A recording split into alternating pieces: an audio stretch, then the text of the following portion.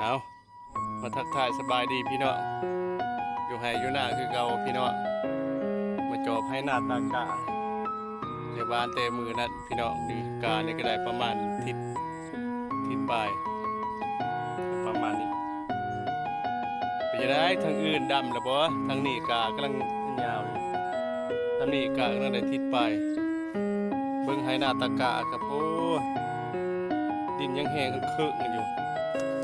จะได้สิได้ดำให้ดำหน้าพี่น้องทางนี้นี่ยังเด้อพอยังเด็ดเลยพอกาพมงามกาประมาณทิศหนึ่งทิศปลายเลยพอตุกกาเมื่อวันที่13มีกาให้ตีก็ประมาณจะมีกินเยอะเลยตีขาวๆอัปเดตให้พี่ให้น้องเบิ่งพอเห็นแต่มือวานมือนั้นมือตกมือไทยเดี๋ยวกาที่หนึ่งก็ประมาณนี้นี่แต่มาเสียดายให้ตัวนี้พูนตรงกลางจะวานจะได้เปิงเพิ่มนี่เลยเปิงขอบขั้วไปวานเมียไปวานโอ้ยจะไปวานเขาได้เลยนี่พอดีผลงานของตัวเองวานเองเนาะมืออะไรที่ให้น้องเบิ่งทำนี่ได้นี่ผลงานตัวการวานอยู่นี่กันพอมือนั่นพอเขามันก็เขาโอ้ยทำนี่แต่ว่าน้ำบุกมาทันเบิดมาได้มือนั่นเลยอยู่กลางกันบนทันเกือบจะบ่มีกกเขานี่ให้บักพระเอกเผากา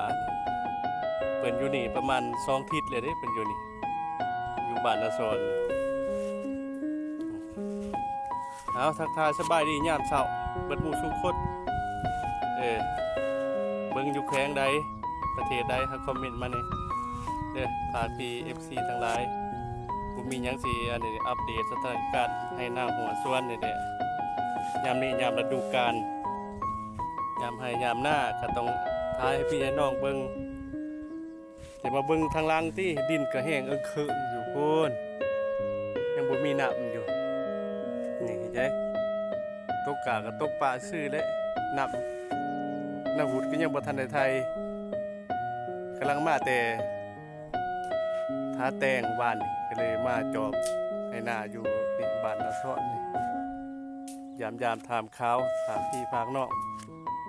นี่ฝาก FC ทั้งหลายจะเป็นห่วงเป็นใยนี่สถานการณ์เที่ยงหน่อยคอยทุกคนมาดำไห้ดำหน้าเด้อนี่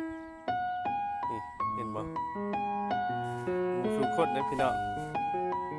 อย่าลืมเป็นกำลังใจกดไลค์คอมเมนต์เด้อพี่น้องเด้อที่สู้เขามันสิงามประมาณเดือน7เพิ่นเลยสิได้ดำหน้านี่เอาคลิปนี้พาพี่พาน้องสำนีก่อนบ๊ายบาย